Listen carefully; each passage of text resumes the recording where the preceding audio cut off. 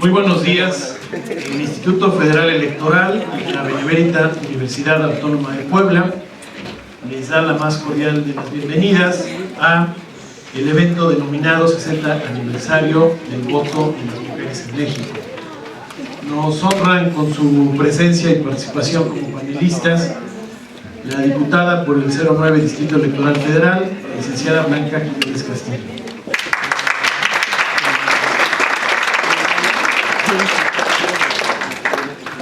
También nos acompaña la diputada por el 13 Distrito Electoral Federal, maestra Rocío García Olmedo.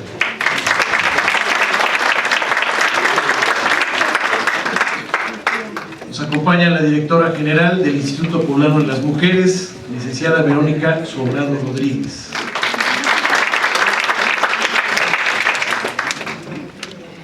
Y como coorganizadora, panelista y catedrática de la Benemérita Universidad Autónoma de Puebla, la doctora Patricia Fabiola Coutinho Osorio.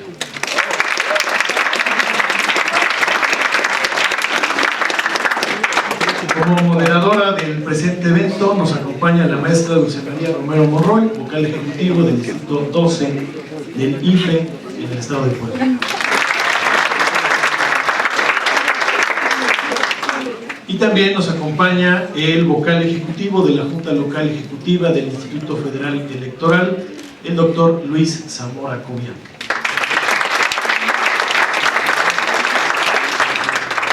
Muchas gracias y bienvenidos. Acto continuo, el doctor Luis Zamora Cobian nos dirigirá unas palabras de bienvenida. Por favor. Gracias, Héctor. Muy buenos días tengan todos ustedes. En particular, agradezco el apoyo, la presencia de las compañeras, la diputada Rocío García Olmedo, la diputada Blanca Jiménez Castillo, la maestra Verónica Sobrado Rodríguez, directora general del Instituto Poblano de las Mujeres, y en particular la doctora Patricia Fabiola Coutinho Osorio, catedrática de la Benemérita Universidad Autónoma de Puebla, que ha hecho posible que el Instituto Federal Electoral, en coordinación con la UAP, logremos este evento. El Instituto Federal Electoral, como garante del ejercicio de los derechos político-electorales de todos los ciudadanos, y en el marco del 60 aniversario del voto de la mujer en México, hemos tenido el deseo de conjuntar a expertas en la materia para hacer unas reflexiones en ese sentido y que para nosotros como Instituto Federal Electoral podamos ir recogiendo, como ya lo hemos hecho antes en otros eventos en este año, y que sin duda permita atender a un ejercicio de ciudadanía plena de las mujeres en México y en particular en Puebla. ¿Por qué digo esto? Porque este tránsito de 60 años, de los primeros 60 años del ejercicio de ciudadanía plena para la mujer en México, es decir, que vote y que pueda ser votada, podríamos decir hoy por hoy que lo tenemos logrado, y al menos a mi parecer la verdad es que falta todavía un buen camino que recorrer para lograrlo a plenitud. Y precisamente en eventos anteriores estuve reflexionando al escuchar a las panelistas y tomé un sentido en razón de lo que hacemos nosotros en la organización de la elección para cuando participan como funcionarias de mesas directivas de casilla la mujer, y que en cantidad siempre participa más. Estamos hablando de un 57% aproximadamente de participación de la mujer como funcionarios de mesas directivas de casilla, pero todavía muchas de ellas que participaron y algunas que no participaron requieren del consentimiento o permiso de sus familiares o de algún varón. Esa parte sigue limitando precisamente el ejercicio de ciudadanía plena. Ahora, si también consideramos la emisión del voto, el sentido del voto, que debe ser de manera muy personal y directa, también en ocasiones se ve influenciado ese sentido del voto por opinión o instrucción o permiso precisamente de algunos varones. Y la otra, el ser votada, también tuvimos un ejercicio apenas hace un mes con el grupo Suma, donde fueron invitadas precisamente ya candidatas electas y algunas de ellas ya representantes populares en el ejercicio pleno, y comentaban toda la travesía que tuvieron que atender para llegar a esas candidaturas y a los triunfos precisamente en ese sentido. Aquí dos de nuestras panelistas distinguidísimas pues saben en ese sentido todo lo que hay que pasar en ese aspecto.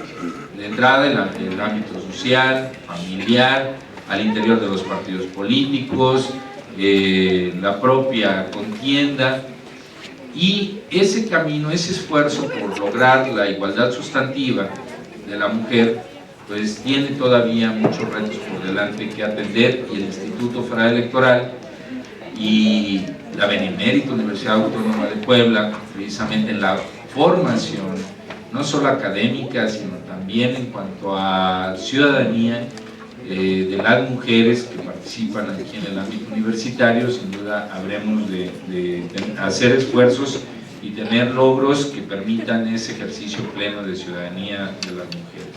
Por eso para el Instituto Federal Electoral es un honor, es un orgullo y un gusto el que hoy tengamos en el panel precisamente gentes con esa experiencia, en el caso de nuestra compañera y amiga Verónica, como titular del Instituto Poblano de las Mujeres, donde atiende a través de políticas públicas precisamente que haya esos logros y se concreticen esos esfuerzos que se vienen haciendo, pues serán atendidos.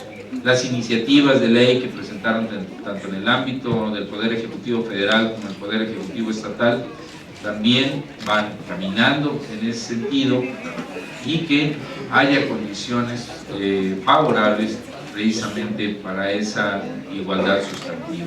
Por tanto, para nosotros de antemano agradecemos el apoyo, su presencia, la participación, y que estamos seguros que será todo un éxito el evento del día de hoy, que nos motivará aún más reflexiones como las que he referenciado el día de hoy, y que adelanto el Instituto Federal Electoral se compromete a atenderlo con campañas de difusión que permitan el fortalecimiento de la mujer cuando estemos en pleno proceso electoral federal, no solo para las candidatas, sino también para las que serán funcionarias de mesas directivas de casilla y al momento de ejercer el voto.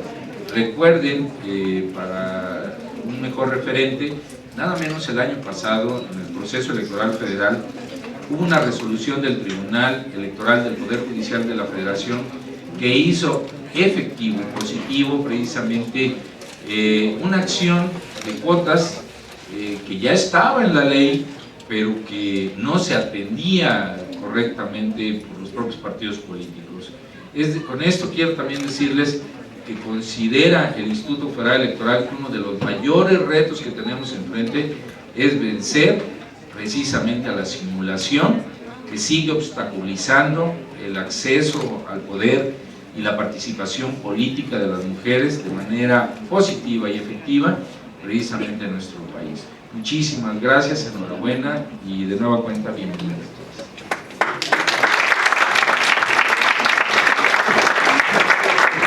Muchas gracias, doctor Luis Zamora Cobian.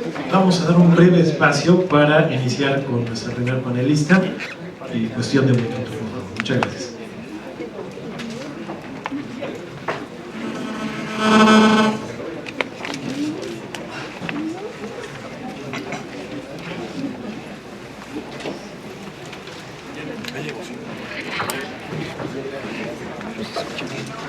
Muchas gracias.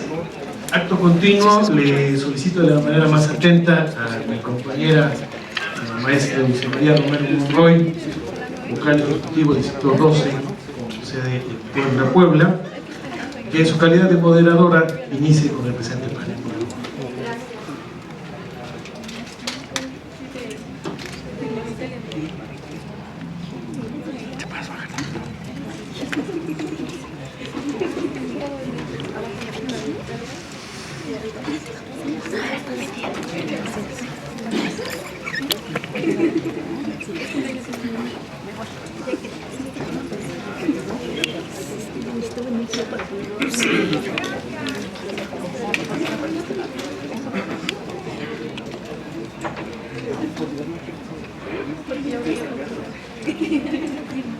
Gracias, buenos días.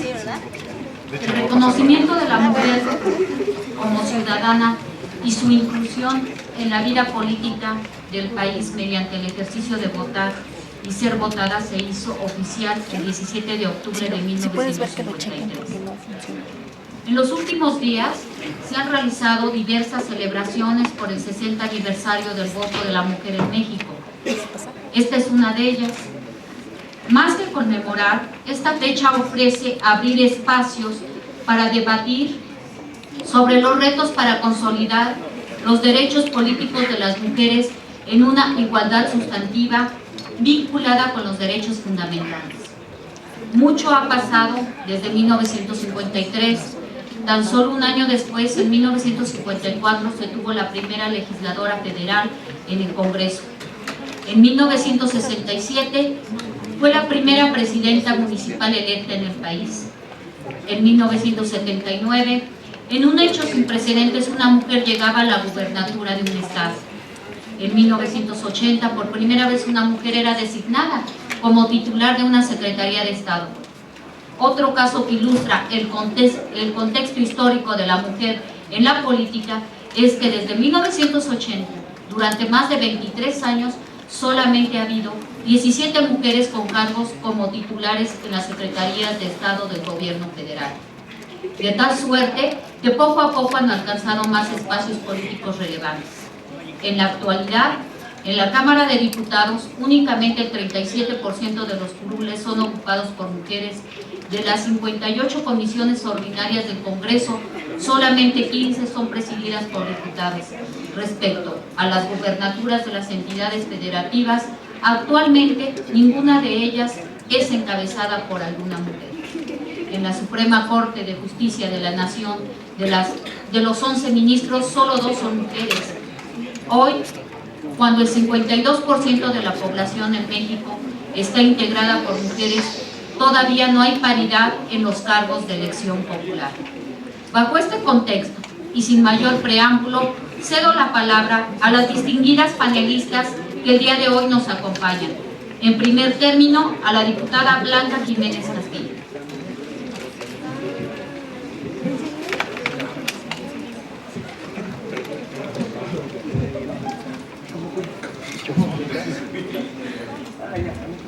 Muy buenos días a todas y a todos los aquí presentes. Realmente es un honor, es un gusto estar en estas instalaciones.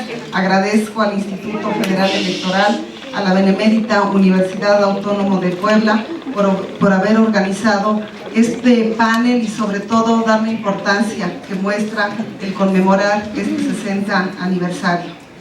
Por supuesto quiero agradecer al maestro Héctor Castro Rivadeneira, vocal ejecutivo del Instituto Federal Electoral, quien me hizo directamente la invitación.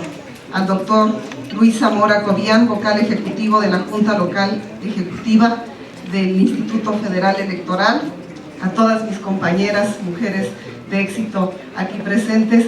Saludo con muchísimo gusto a mi compañera diputada federal, a Rocío García Olmedo, integrante de la 62ª legislatura, con quien venimos trabajando muy de cerca temas tan importantes como es en la Comisión de Igualdad de Género.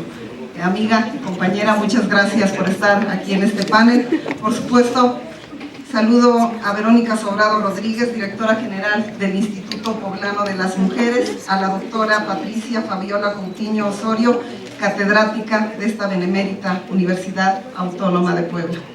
Muchísimas gracias por la invitación y abordaremos un tema pues muy importante y que ha trascendido, que es la historia de los derechos políticos de las mujeres y cómo ha servido el marco internacional como referente para este avance.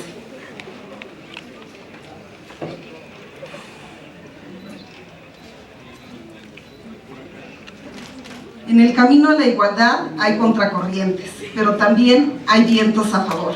La Ilustración fue una revolución intelectual que nació en Europa, con eco particular en Francia e Inglaterra. Se llamó así por su objetivo de disipar las tinieblas de la humanidad mediante las luces de la razón. En esa época fue cuando se postuló la igualdad y la libertad como derechos naturales de todos los individuos. Estos conceptos quedaron por escrito en la Declaración de los Derechos del Hombre y el Ciudadano, proclamado en la Asamblea Nacional Francesa en agosto de 1789, en pleno proceso revolucionario francés.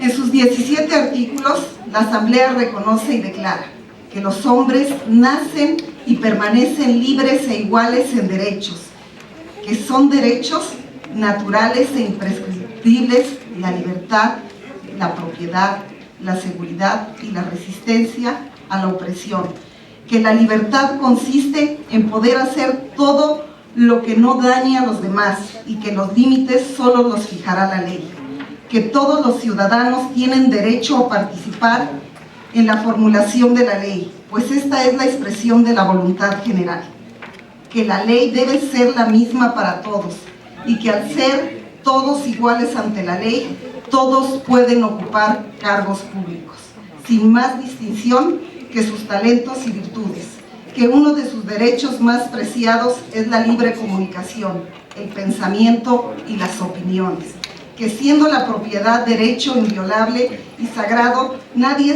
puede ser privado de ella. Entre otros, esto, si ustedes se dan cuenta, una maravilla, excepto porque se excluyó a las mujeres. Cuando dijeron el hombre y el ciudadano, no utilizaban un lenguaje sexista, en realidad se referían solo a los hombres. Así, cuando todos los argumentos estaban dirigidos a la abolición de los privilegios y a poner en el centro los derechos, no se incluyó a las mujeres. Los derechos humanos nacieron con la exclusión deliberada de las mujeres. Las mujeres no se quedaron calladas, mirando cómo se quedaban sin derechos. Para refutar abiertamente la Declaración de los Derechos del Hombre y el Ciudadano, Olimpia de Gougeot redactó y difundió en 1791 la Declaración de los Derechos de la Mujer y la Ciudadana. Este documento se considera una de las declaraciones políticas más contundentes de todos los tiempos en defensa de los derechos humanos de las mujeres y particularmente en defensa de su ciudadanía. También Mary Wollstonecraft publicó en 1792 Vindicación de los Derechos de la Mujer, obra considerada una sólida argumentación en la defensa de la igualdad de la especie, la lucha radical contra los prejuicios, la exigencia de una educación igual para niñas y niños y la reclamación de la ciudadanía de las mujeres. La respuesta a este movimiento ilustrado, amante de la libertad y la razón, fue brutal. A Olimpia, nada más y nada menos, le cortaron la cabeza. A otras mujeres fueron encarceladas, guillotinadas o exiliadas. Se prohibieron las reuniones públicas de más de 5 mujeres, así como su asistencia a las asambleas políticas. Aquí inicia la lucha por conquistar uno a uno los derechos que nos fueron negados solo por nacer mujeres. Es así como se emprende la gran lucha por ser ciudadanas y el largo camino por alcanzar la igualdad. Los movimientos sufragistas surgieron en el siglo XIX y continuaron en el siglo XX.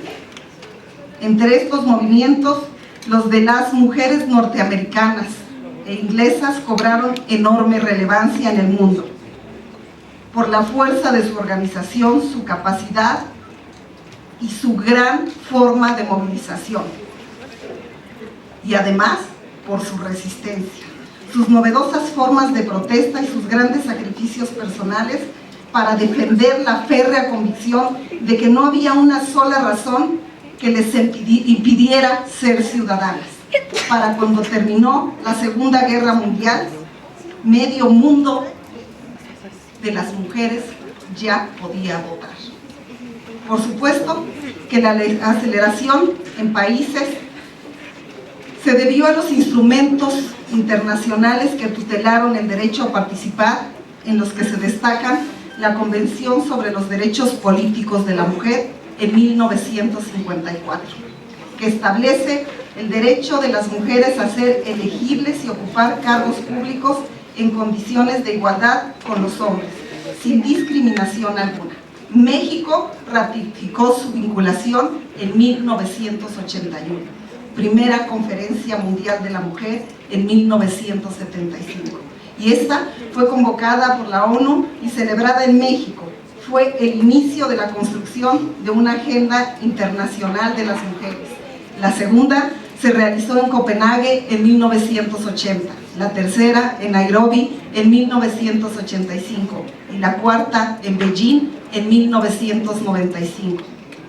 Surge en 1979 la Convención para eliminar todas las formas de discriminación contra la mujer, la CEDAW, por sus siglas en inglés, que es un sistema internacional de suma importancia para proteger los derechos de las mujeres, y establece la obligación de los Estados parte para garantizar la igualdad de todos los derechos políticos. Precisa medidas en la elaboración de leyes, de políticas públicas y de acciones afirmativas, entre ellas las cuotas de género. El propósito es eliminar la discriminación y que impida o anule el acceso de las mujeres a sus derechos y limite sus oportunidades.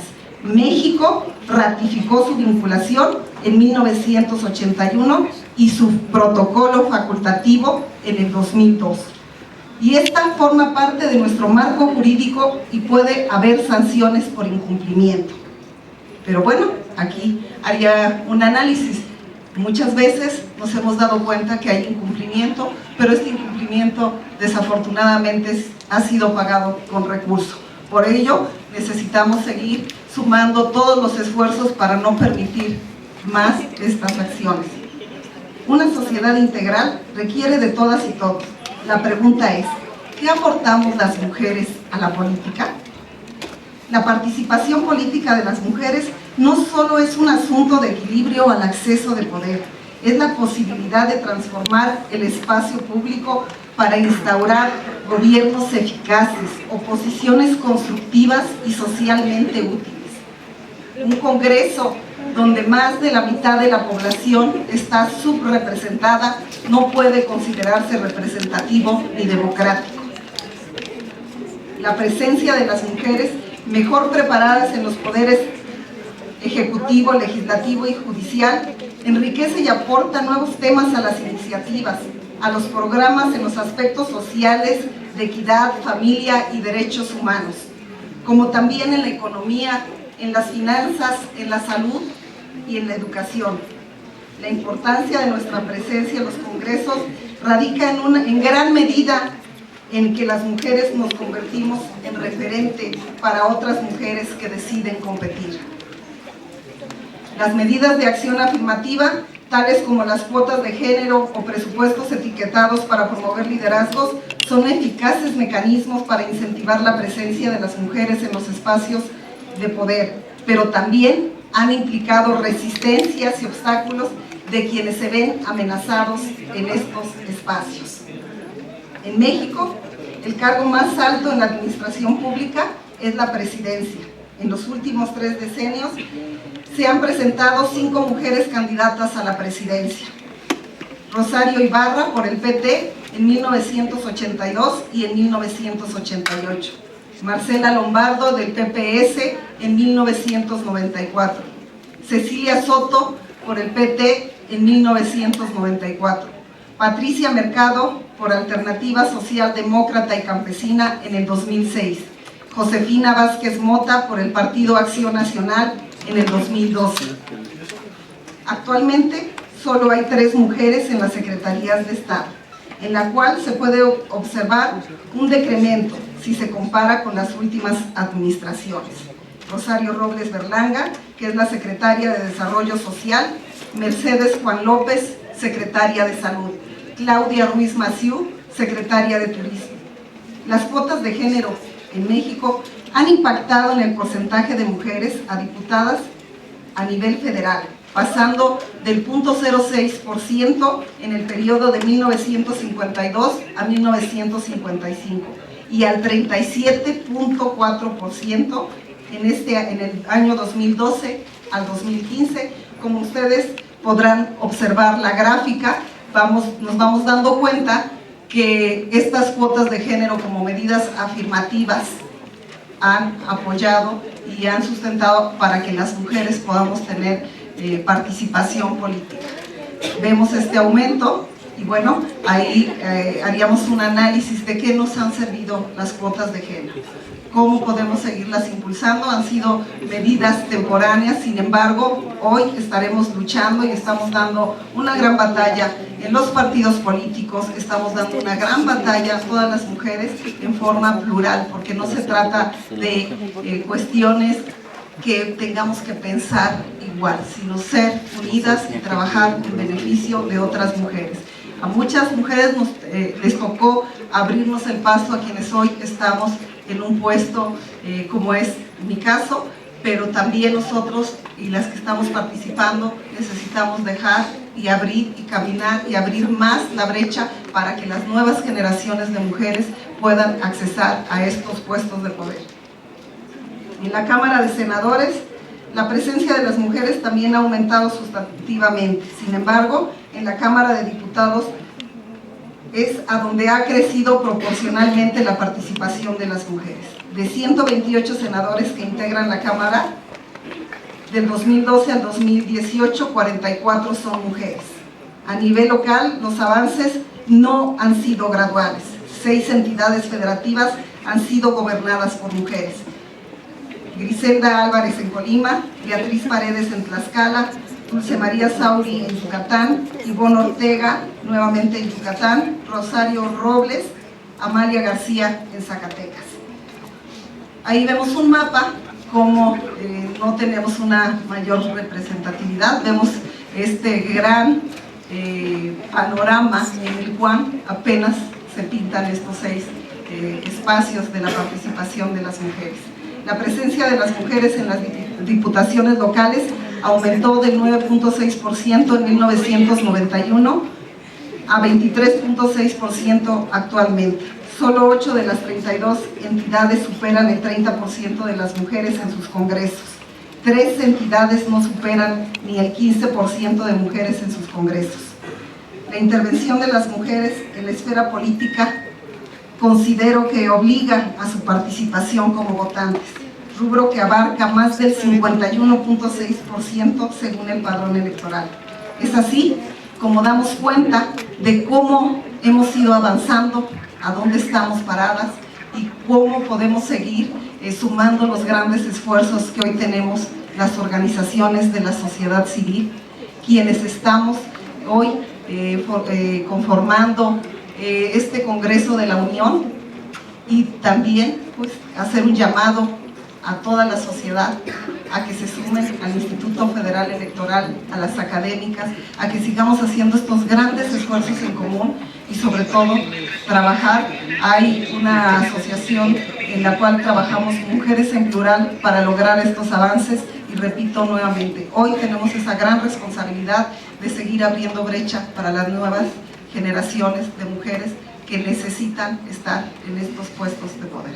Agradezco muchísimo la oportunidad y les dejo mis datos para cualquier información. Estoy en Facebook, en Twitter, para que me sigan, para que sigan las actividades. Muchas gracias.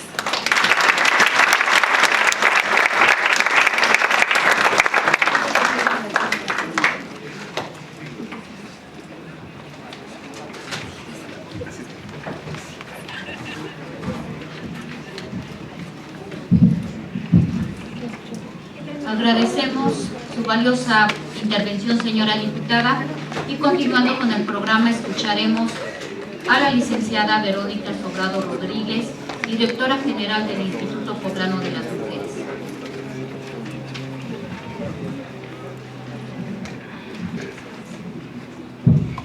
Gracias, muy buenos días a todas y a todos. Saludo con mucho gusto a quienes me acompañan en el presidium. Gracias por estar aquí esta mañana y por permitirme el honor de ser su compañera. Me da mucho gusto estar con ustedes esta mañana, en la que agradezco la invitación de la Junta Local Ejecutiva de Puebla en el Instituto Federal Electoral para participar en este panel que nos permite intercambiar ideas en torno al derecho al voto de las mujeres en México. Y es que precisamente apenas hace unos días, como ya lo señalaban, conmemoramos 60 años del sufragio femenino en México, hecho que proyecta años de ardua lucha de miles de mujeres e incluso hombres para garantizar su ciudadanía plena y visibilizar el papel de las mujeres en el ejercicio de nuestros derechos. No solo a votar, sino también a participar en puestos de elección popular y en cargos públicos para la toma de decisiones. Durante el largo caminar por el reconocimiento a la dignidad femenina, por una participación activa y tenaz en la incorporación de una visión en las tareas de bienestar común, debemos de reconocer a todas las mujeres que nos antecedieron y a las que hoy también luchan por incidir de manera efectiva en las decisiones de nuestro país. Es justamente por ello que conmemorar este aniversario es un acto de obligada justicia, ya que participar en las decisiones políticas ha sido una demanda constante de las mujeres en el mundo, quienes constituimos más de la mitad de la población. En este andar debemos tener presente en la memoria histórica de la sociedad las consignas lanzadas por las mujeres de París en 1789 durante la Revolución Francesa, exigiendo por primera vez su derecho al voto. Así como lo que fue un poco después, la inglesa Mary Wollstonecraft proyectó en el libro Reivindicación de los Derechos de la Mujer, el cual representó en el siglo XVII uno de los manifiestos más relevantes por la demanda de los derechos de las mujeres. Sin embargo, en esta lucha no solo fueron las palabras las que se invirtieron para pugnar por el respeto de nuestros derechos, sino incluso tuvieron que ser vidas. Particularmente en la primera mitad del siglo XX se multiplicaron las exigencias para reconocer este derecho humano. En España, el derecho al voto de las mujeres fue reconocido en la Constitución de 1931 y se ejerció en las elecciones generales de 1933. En la Declaración Universal de los Derechos Humanos de 1948, las Naciones Unidas establecieron el derecho de toda persona a participar en el gobierno de su país y a acceder en condiciones de igualdad a las funciones públicas. Sobre esa base, en 1952, la ONU adoptó en su resolución 640 la Convención sobre los Derechos Políticos de la Mujer, que estableció en el artículo primero que las mujeres tendrán derecho a votar en todas las elecciones en igualdad de condiciones que los hombres, sin discriminación alguna. De nuestro lado, en América Latina, el derecho al voto entre las mujeres llegó en distintos momentos. En 1927, Uruguay fue el primer país de Latinoamérica en aprobar el sufragio femenino. En Argentina, por ejemplo, se consiguió después de largas luchas en 1947. En Brasil y Costa Rica se obtuvo en 1932. En Guatemala se concedió en 1945, pero solo a las mujeres que sabían leer y escribir. En el caso de nuestro país, llegamos tarde a la restitución de los derechos de las mujeres. Los primeros logros en relación con la igualdad política electoral de la mujer surgen en 1916, cuando en Chiapas, Tabasco y Yucatán se reconoce la igualdad jurídica para que la mujer pudiera votar y ser elegida en puestos de representación popular. En 1922, en Yucatán se reconoce el derecho de las mujeres a participar en las elecciones municipales y estatales. En San Luis Potosí, en 1923, se aprueba la ley que permite a las mujeres alfabetizadas participar en procesos electorales. En 1936, la legislación poblana, a la par que las de otras entidades federativas, permitió la participación en cargos de elección popular a las mujeres, pero solo en elecciones municipales. Fue en este año que reconocemos a Antonia González como la primera regidora en la ciudad de Puebla y en el estado. Es hasta 1947, durante el gobierno del presidente Miguel Alemán, cuando se reformó el artículo 115 de la Constitución General de la República para incorporar el derecho a las mujeres a votar y ser votadas en los procesos electorales municipales a nivel nacional. Tuvieron que pasar 132 años después de la firma del Acta de Independencia de México de 1821 para que la mujer pudiera integrarse a la vida política nacional en igualdad jurídica respecto a los hombres. La historia de nuestro país ha consagrado momentos claves en esta lucha, como la congregación el 6 de abril de 1952 de cerca de 20,000 mujeres en el Parque 18 de Marzo de la Ciudad de México, quienes lanzaban consignas de demanda al candidato al presidente de la República, Adolfo Ruiz Cortines, para que cumpliera su promesa de que quedara plasmada en la Constitución mexicana el derecho de las mujeres a votar y a ser votadas. Más tarde, ya como presidente, Ruiz Cortines expide la reforma a la Constitución para otorgar la plenitud de los derechos ciudadanos de la mujer mexicana. Y fue así que en 1953, el 17 de octubre, se publicó en el Diario Oficial de la Federación el nuevo título y texto del artículo 34 de la Constitución, quedando a la letra como sigue: son ciudadanos de la República los valores y mujeres que, teniendo la calidad de mexicanos, reúnan además los siguientes requisitos: haber cumplido 18 años siendo casados, o 21 si no lo son, y tener un modo honesto de vivir. Ya para el 3 de julio de 1955, las mujeres mexicanas acuden por primera vez a emitir su voto para elegir a diputados y diputadas federales. Pero también, mientras más avanzaron los años, se incrementó la participación femenina en la jornada electoral y la política. Nuestra entidad no fue la excepción, y también poco a poco la participación femenina poblana incursionó en la vida pública y política del país. En 1957, Luz María Martínez Contreras se convirtió en la primera presidenta municipal por San Martín Texmelucan. El año siguiente